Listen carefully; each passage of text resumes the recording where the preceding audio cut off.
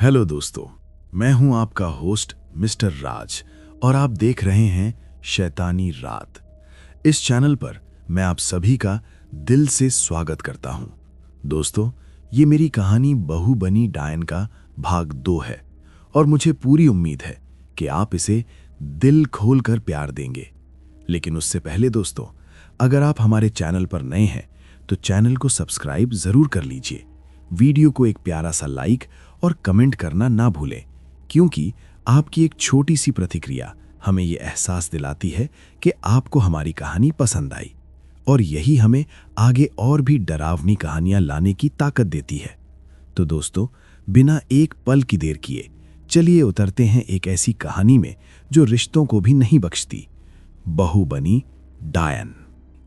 रुद्रनाथ की उम्र का अंदाजा लगाना मुश्किल था, शायद 60 के ऊपर, लेकिन उसका शरीर मजबूत और तंदुरुस्त, जैसे सालों की तपस्या ने उसे स्टील बना दिया हो।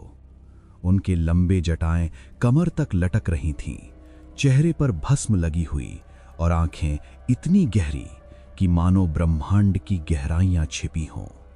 वो सिर्फ एक कमरबंद पहने थे, शरीर पर सिर्फ भस्म और कुछ जड़ी बूटियों के निशान। उनके गले में रुद्राक्ष की माला थी और हाथ में एक डंडा जिसके सिरे पर खोपड़ी लगी हुई थी।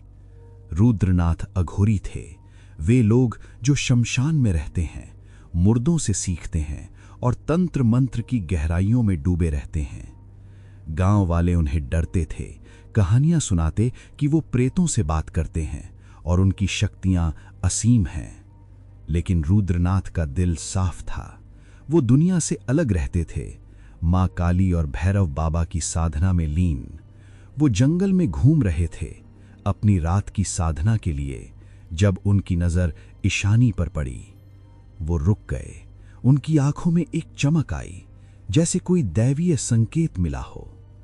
रुद्रनाथ धीरे से ईशानी के पास आए। उसका शरीर ठंडा पड़ रहा था, सांसें धीमी। उन्होंने आसपास की पत्तियां इकट्ठी की, बड़ी बड़ी हरी पत्तियां जो जंगल की नमी से भरी थीं।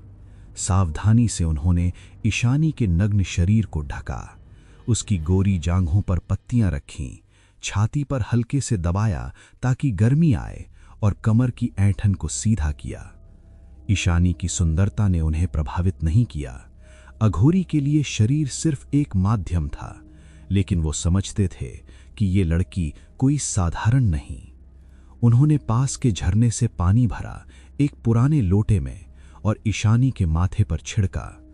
पानी की ठंडी बूंदें उसके चेहरे पर गिरीं, होठों पर टपकीं और धीरे धीरे उसके शरीर पर बहने लगीं। ईशानी की आंखें झपकीं, वो होश में आने लगी।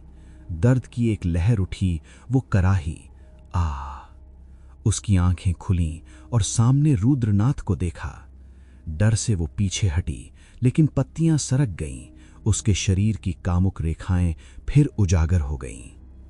तुम कौन हो? ईशानी ने कांपती आवाज में पूछा, खुद को छिपाने की कोशिश करते हुए। रुद्रनाथ की आवाज गहरी और शांत थी, जैसे जंगल की गूंज। बेटी, डरो मत, मैं रुद्रनाथ हूं, इस जंगल का वासी। तुम्हें यहां बेहोश पाया, क्या हुआ तुम्हारे साथ? उन्होंने ईशानी को सहारा देकर बैठाया और एक और छींटा पानी का मारा। ईशानी की सांसें सामान्य होने लगीं, लेकिन आंसू बहने लगे। वो सब कुछ बताने लगी, ठाकुर उदयभान सिंह का कर्ज, भवानी की छेड़छाड़, वो थप्पड़ और फिर वो खौफनाक रात। उन्होंने मेरे साथ जबरदस्ती की।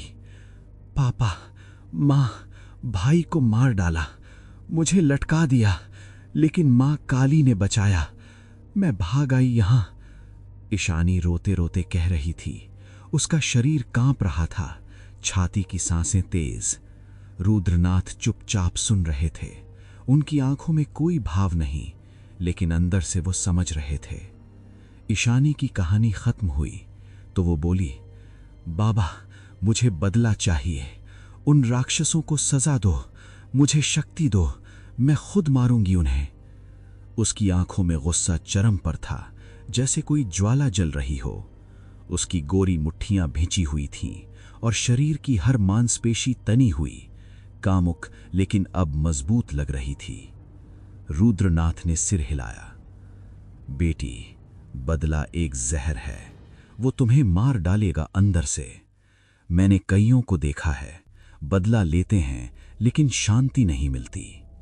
मां काली की भक्ति करो, जीवन आगे बढ़ाओ। लेकिन ईशानी नहीं मानी।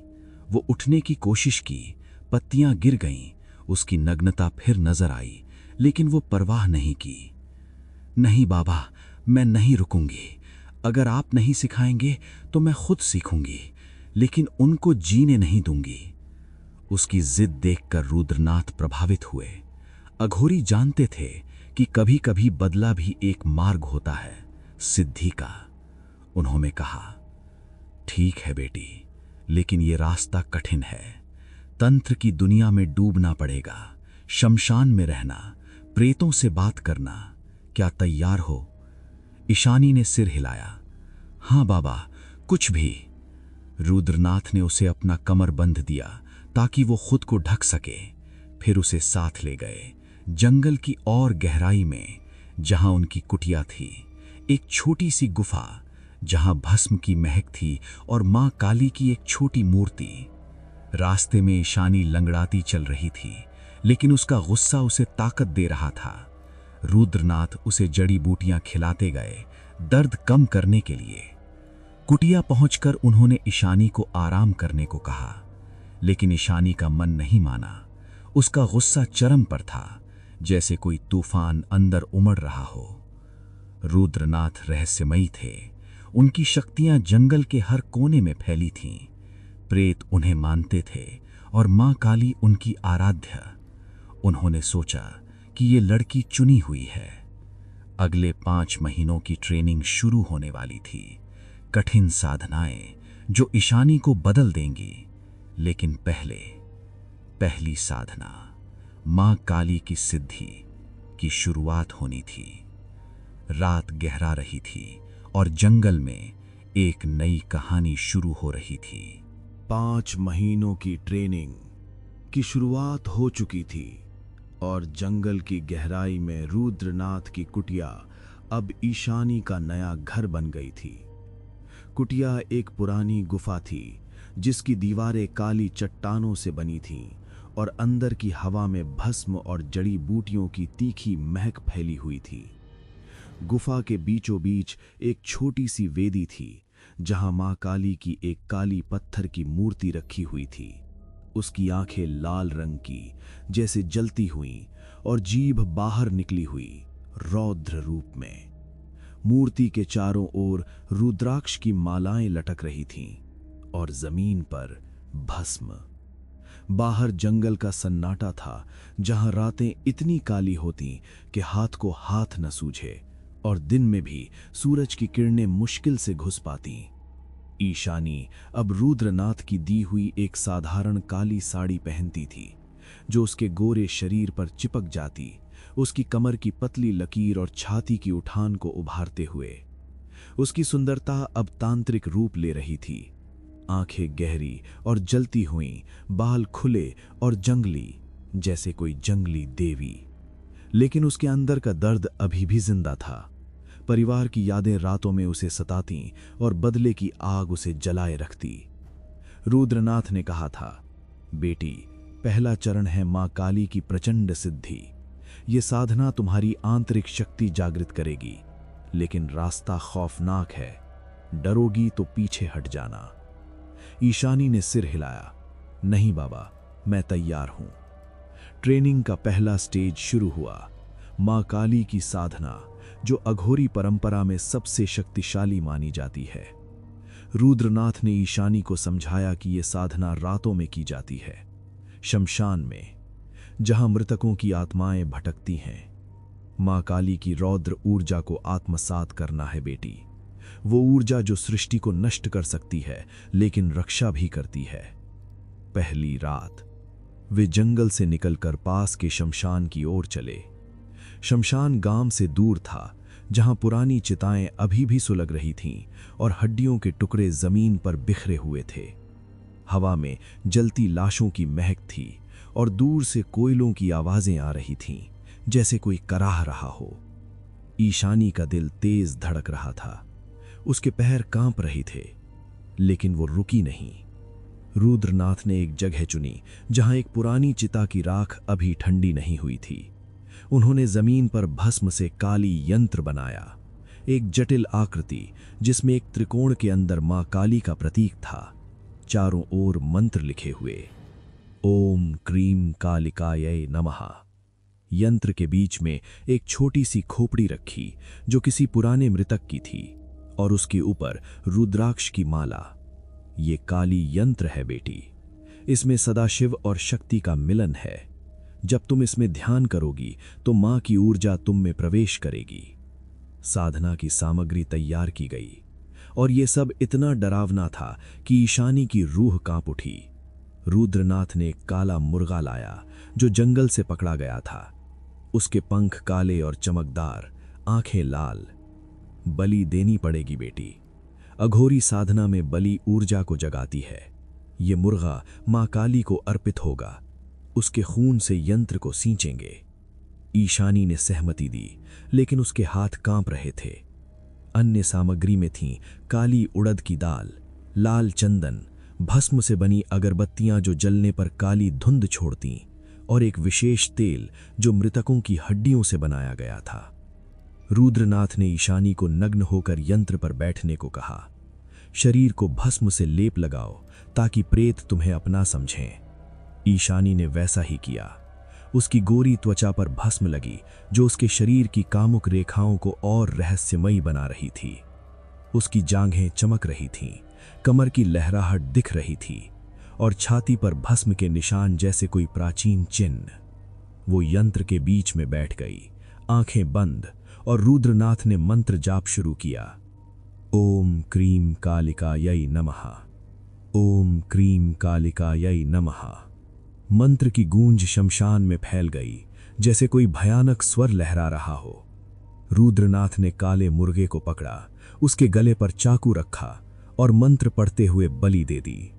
मुर्गे की चीख शमशान में गूंजी जैसे कोई आत्मा कराह रही हो, और खून की धारा यंत्र पर गिरी।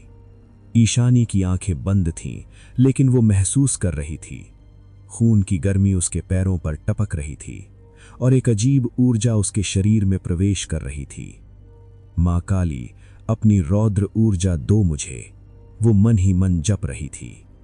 शमशान में अजीब घटनाएं शुरू हो गईं। दूर से प्रेतों की आवाजें आने लगीं, जैसे कोई हंस रहा हो, कोई रो रहा हो। हवा में ठंडी सांसें लग रही थीं, और ईशानी के बाल खड़े हो गए।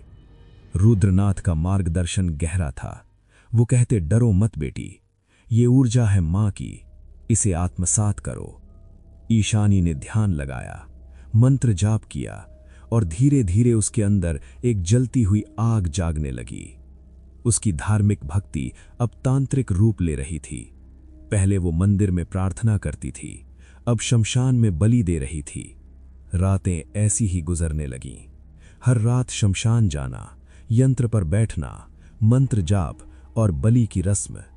एक रात साधना के दौरान ईशानी को लगा जैसे मां काली खुद प्रकट हो गईं। उसकी आंखों के सामने एक काली छाया, जीभ बाहर, आंखें जलती हुईं। बेटी, मैं तेरी शक्ति हूं, जैसे कोई आवाज आई। ईशानी का शरीर कांप उठा, लेकिन उसकी आंतरिक शक्ति जाग गई। उसके हाथों में कंपन, जैसे बिजली दौड़ रही थी। रुद्रनाथ ने कहा, अब तुम में मां की ऊर्जा है, लेकिन यह सिर्फ शुरुआत है। साधना में और सामग्री शामिल हुई। एक रात उन्होंने एक बकरे की बलि दी, जिसका खून ईशानी को पीना पड़ा ताकि ऊर्जा और मजबूत हो। खून की कड़वाहट उसके गले में उतरी और वो उल्टी करने को हुई, लेकिन रुद्रनाथ ने रोका। ये मां का प्रसाद है। शमशान की रातें खौफनाक थीं।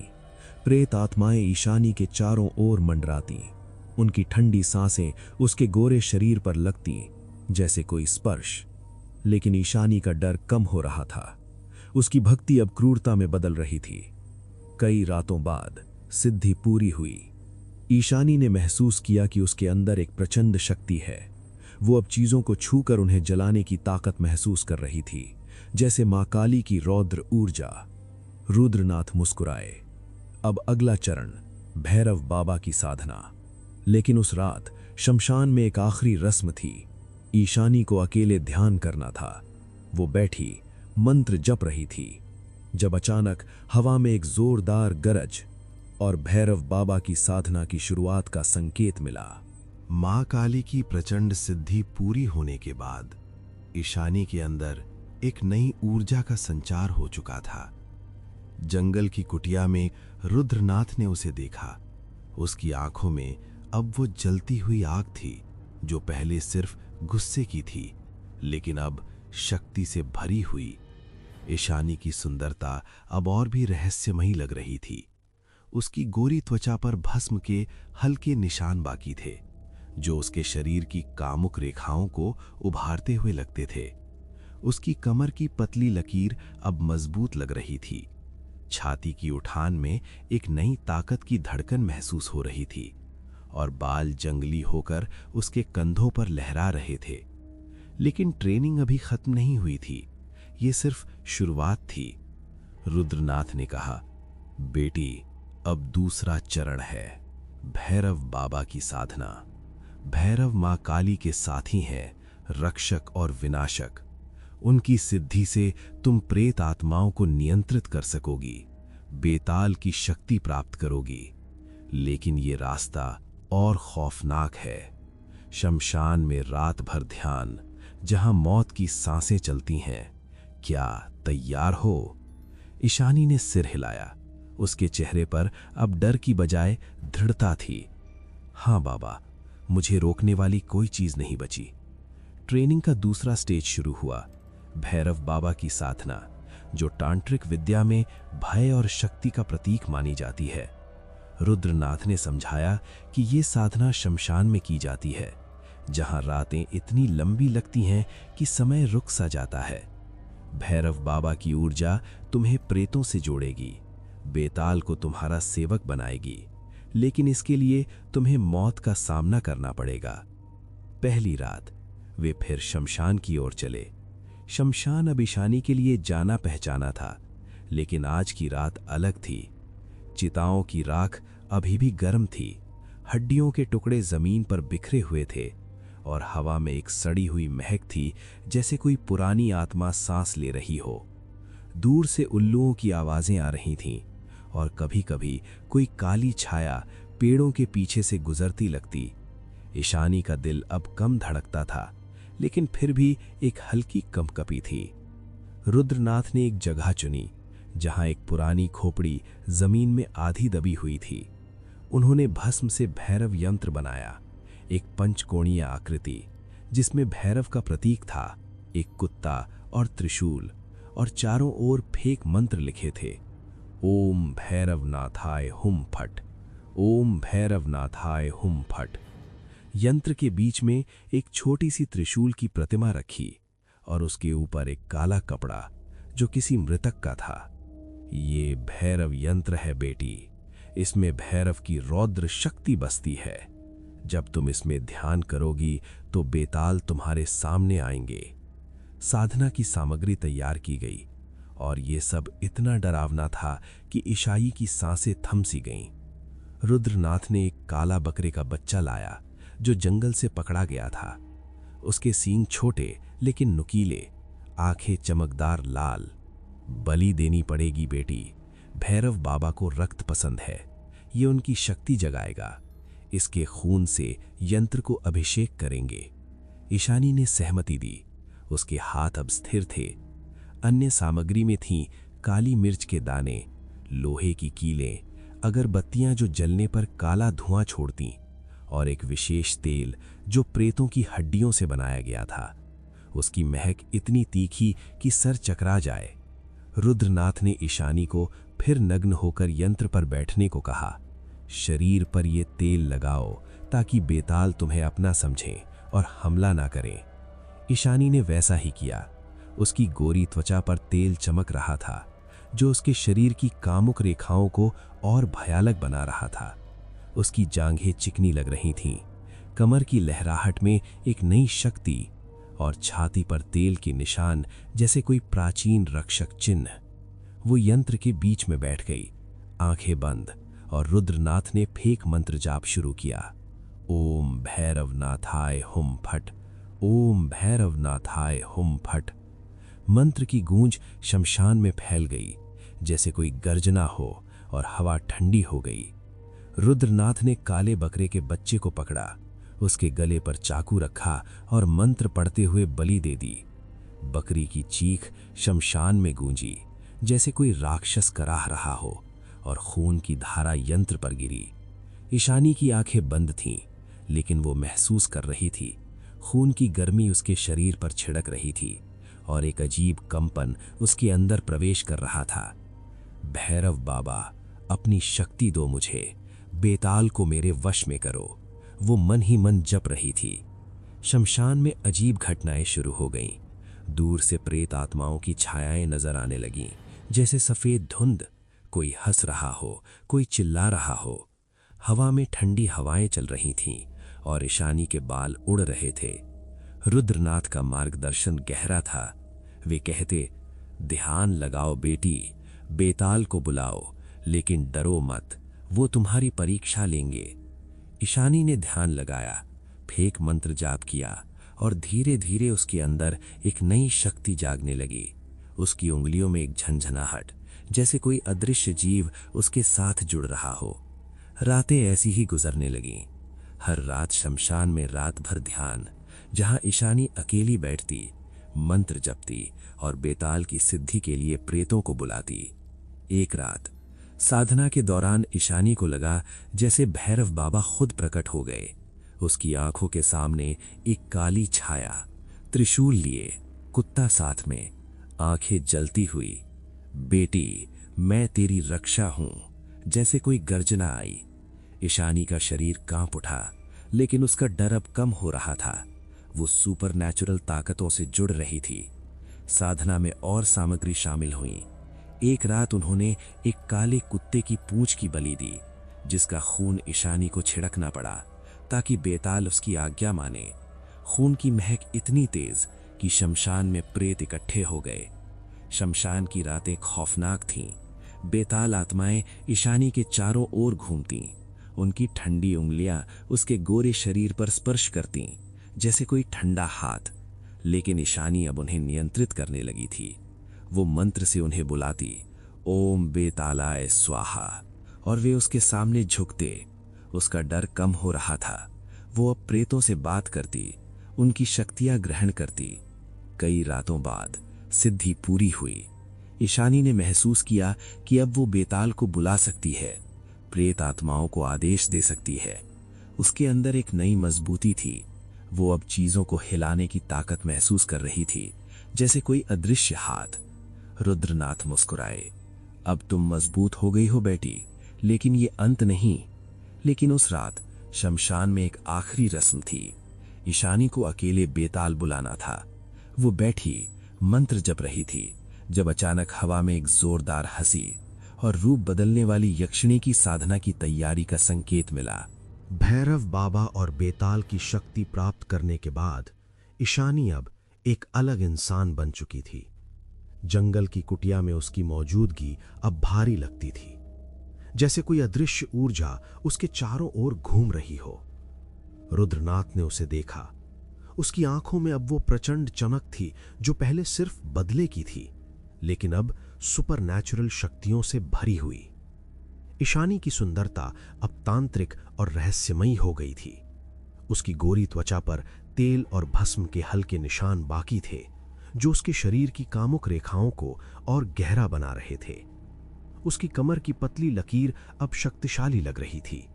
छाती की उठान में एक नई धड़कन महसूस हो रही थी, और बाल खुले हुए उसके पीठ पर लहरा रहे थे, जैसे कोई काली नदी।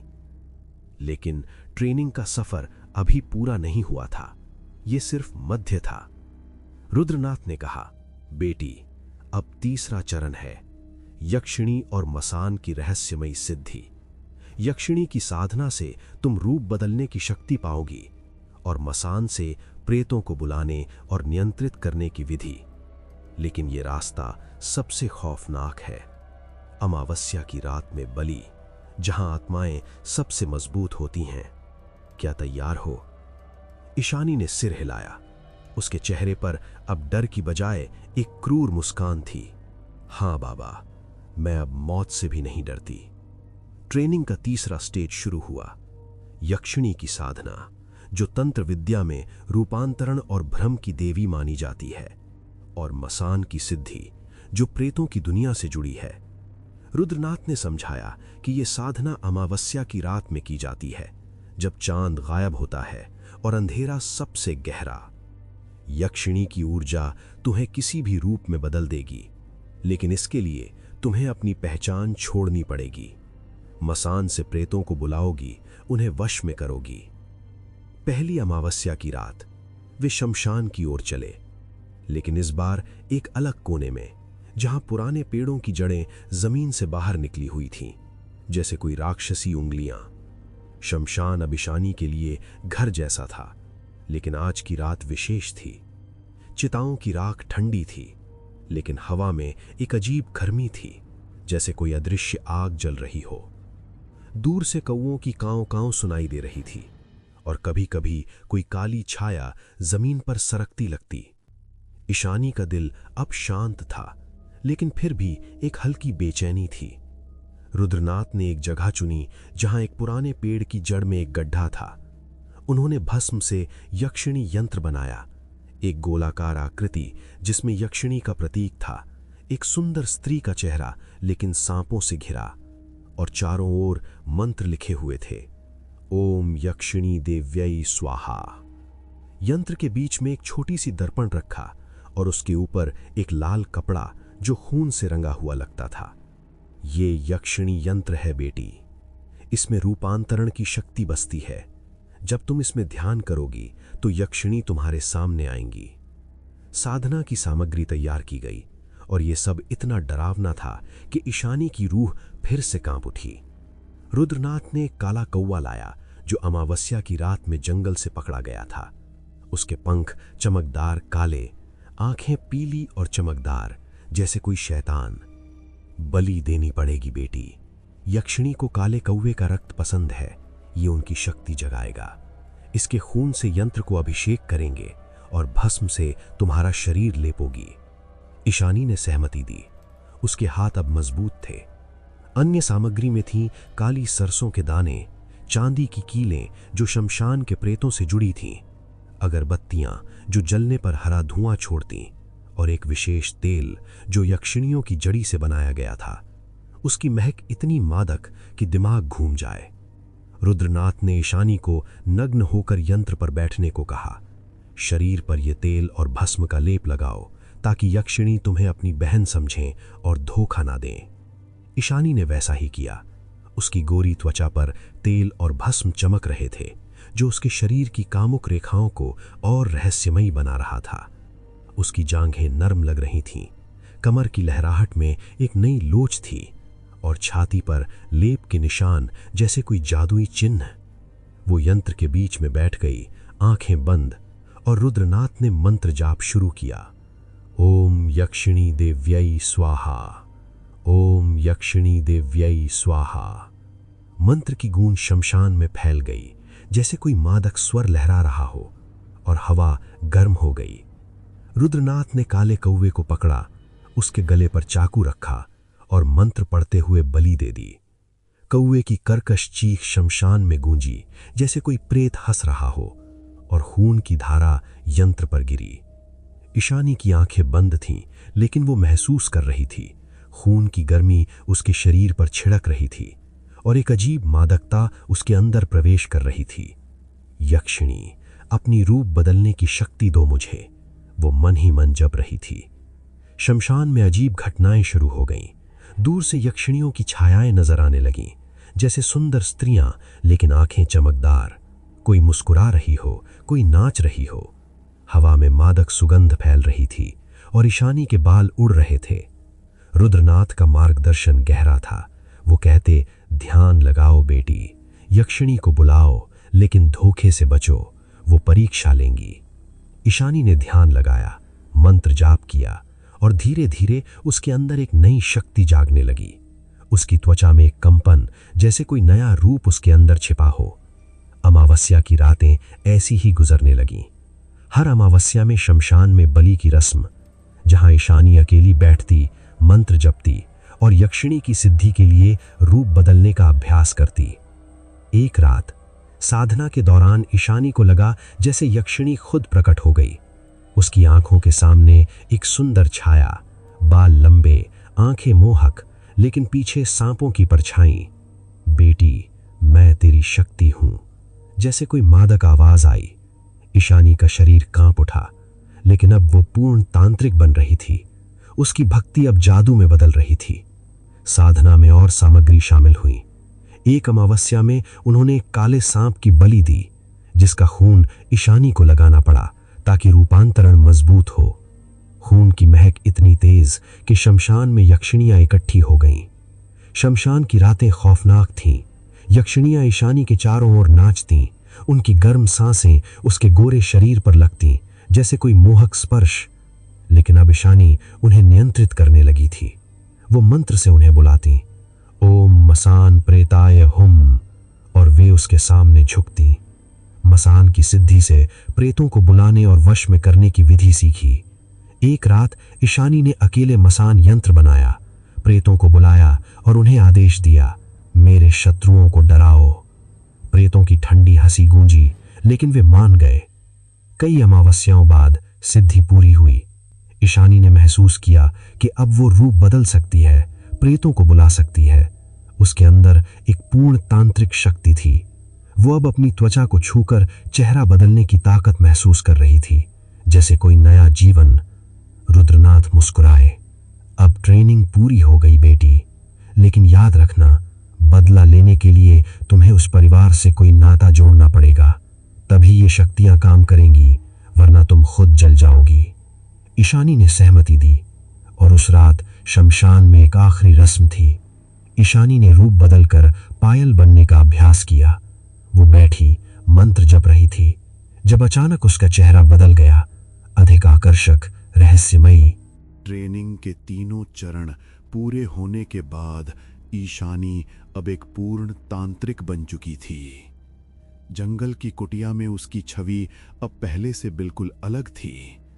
उसकी गोरी त्वचा पर साधनाओं के निशान बाकी थे, जो उसके शरीर की कामुक रेखाओं को और गहरा बना रहे थे। उसकी कमर की पतली लकीर अब शक्तिशाली और लचीली लग रही थी। छाती की उठान में एक अदृश्य ऊर्जा की धड़कन महसूस हो रही थी और आंखें इतनी गहरी कि मानो उनमें प्रेतों की दुनिया छिपी हो। रुद्रनाथ ने उसे देखा। उनकी आंखों में संतोष था, लेकिन चिंता भी। बेटी, अब तुम तैयार हो, लेकिन याद रखो, बदला लेने के लिए ठाकुर परिवार से कोई नाता जोड़ना पड़ेगा, तभी तुम्हारी शक्तियां पूरी तरह काम करेंगी, वरना वो तुम्हें ही नष्ट कर देंगी। ईशानी ने सिर हिलाया। उसके चेहरे पर अब एक ठंडी मुस्कान थी। बाबा, मैं समझ गई हूं, अब समय आ गया है। रुद्रनाथ ने योजना बताई। वे ईशानी को महादेवपुर ले जाएंगे, एक पास के शहर जहां उनके पुराने भक्त चौधरी अमरनाथ और उनकी पत्नी भगवती देवी रहते थे। वो मदद करेंगे एक स्वयंवर आयोजित करने में, जहां ईशानी नए रूप में भवानी सिंह को चुनेगी। तुम्हारा नया नाम पायल होगा और रूप ऐसा कि कोई पहचान न सके। ईशानी ने यक्षिणी की शक्ति का इस्तेमाल किया। वो शमशान में गई, अमावस्या की रात में काले कौवे की बलि दी, खून और भस्म से अपने नग्न शरीर पर लेप लगाया और मंत्र जपे। ओम यक्षिणी रूपांतरणाय हुम फट। उसका चेहरा बदल गया, अधिक आकर्षक, होंठ पूरे और कामुक, आंखें मोहक और गहरी, बाल लंबे और चमकदार, और फिगर इतना सुडौल कि कोई पुरुष मोहित हो जाए। अब वो पायल थी, एक रहस्यमयी सुंदरी। अगली सुबह रुद्रनाथ और पायल महादेवपुर की ओर चले। महादेवपुर एक छोटा सा शहर था, उत्तर भारत में बसा, जहां बाजारों की रौनक और मंदिरों की घंटियां हमेशा गूंजती रहतीं। शहर के बीचों बीच चौधरी अमरनाथ का बड़ा सा बंगला था, जो अमीर जमींदार थे लेकिन रुद्रनाथ के भक्त। वे सालों से अघोरी की साधनाओं में मदद करते थे और मां काली की भक्ति में डूबे हुए। रुद्रनाथ ने पहले ही संदेश भेजा था, एक विशेष लड़की को शहर ला रहे हैं जिसे मदद की जरूरत है। चौधरी अमरनाथ और भगवती देवी ने दरवाजे पर स्वागत किया। अमरनाथ एक उम्रदराज आदमी थे, सफेद मूछें और मजबूत कद काठी, जबकि भगवती देवी मध्यम आयु की महिला, साड़ी में लिपटी, चेहरे पर भक्ति की चमक। बाबा, आपका आना सौभाग्य है, अमरनाथ ने हाथ जोड़कर कहा। रुद्रनाथ ने पायल का परिचय दिया। ये पायल है, मेरी शिष्या। इसे एक स्वयंवर आयोजित करना है जहां से वो अपना वर चुनेगी। भगवती देवी ने पायल को गले लगाया, लेकिन पायल की आंखों में वो ठंडक देखकर थोड़ा डरी। बेटी, तुम्हारी सुंदरता तो देवी जैसी है। पायल मुस्कुराई, लेकिन उसकी मुस्कान में रहस्य था। उसकी छाती की उठान साड़ी से झांक रही थी, कमर की लहराहट चलते समय मोहक लग रही थी और जांघें साड़ी के नीचे से आकर्षक। चौधरी परिवार ने सब इंतजाम किया। शहर के बड़े हॉल में स्वयंवर का आयोजन, जहां अमीर घरानों के लड़के आएंगे। निमंत्रण भेजे गए, खासकर ठाकुर उदयभान सिंह के परिवार को, क्योंकि महादेवपुर लाल माटी से ज्यादा दूर नहीं था। स्वयंवर का दिन आया। हॉल को फूलों से सजाया गया था। बीच में एक मंच जहां पायल बैठेगी और चारों ओर कुर्सियां जहां दावेदार आएंगे। पायल को तैयार किया गया। एक लाल साड़ी जो उसके गोरे शरीर पर चिपक रही थी, छाती पर ब्लाउज इतना टाइट कि उसकी उठान साफ नजर आ रही थी, कमर नंगी और कामुक और बाल खुले हुए। भगवती देवी ने कहा, बेटी, तुम तो अप्सरा लग रही हो। पायल ने आईने में खुद को देखा। यक्षिणी की शक्ति से उसका रूप इतना आकर्षक था कि कोई पुरुष उससे नजर नहीं हटा सके। स्वयंवर शुरू हुआ। शहर के अमीर लड़के आए, लेकिन पायल की नजर भवानी पर थी। भवानी को निमंत्रण मिला था और वो आया, अपने पिता ठाकुर उदयभान के साथ। ठाकुर ने सोचा कि ये एक अच्छा मौका है बेटे की शादी का। भवानी मंच की ओर देखा और पायल को देखते ही मोहित हो गया। पायल की आंखें उससे मिलीं और वो मुस्कुराईं। उसकी मुस्कान में वासना और रहस्य मिश्रित था। स्वयंवर की रस्म शुरू हुई। चौधरी अमरनाथ ने घोषणा की, पायल अपनी पसंद का वर चुनेगी। लड़के बारी बारी से आते, अपने बारे में बताते, लेकिन पायल ने सबको नकार दिया। आखिर में भवानी की बारी आई। वो मंच पर चढ़ा। उसके चेहरे पर घमंड था। मैं भवानी सिंह हूं, ठाकुर उदयभान का बेटा। मेरे पास धन शक्ति सब है। पायल ने उसे ऊपर से नीचे देखा। उसकी आंखें भवानी के शरीर पर रुकीं और बोली, तुम्हें चुनती हूं। हॉल में तालियां बजीं, लेकिन रुद्रनाथ चुपचाप मुस्कुराए। क्या ये स्वयंवर सिर्फ शादी है या बदले की पहली सीढ़ी? क्या मां काली की शक्ति पायल को विजय देगी या बदला उसे खुद अंधेरे में डुबो देगा? दोस्तों, अगर आपको कहानी का ये भाग सच में पसंद आया हो तो कमेंट बॉक्स में जय मां काली जरूर लिखना और ये भी बताना कि आप किस शहर या किस गांव से ये कहानी देख और सुन रहे हो। दोस्तों, वीडियो को लाइक जरूर करना और चैनल को सब्सक्राइब भी कर लेना, क्योंकि इस कहानी का अंतिम भाग आ रहा है शुक्रवार ठीक रात 9 बजे। इंतजार कीजिए, क्योंकि अब कहानी का असली खेल शुरू होने वाला है। और अगर आप चाहते हो ऐसी ही डरावनी, सच्ची लगने वाली कहानियां, तो जुड़े रहिए शैतानी रात के साथ।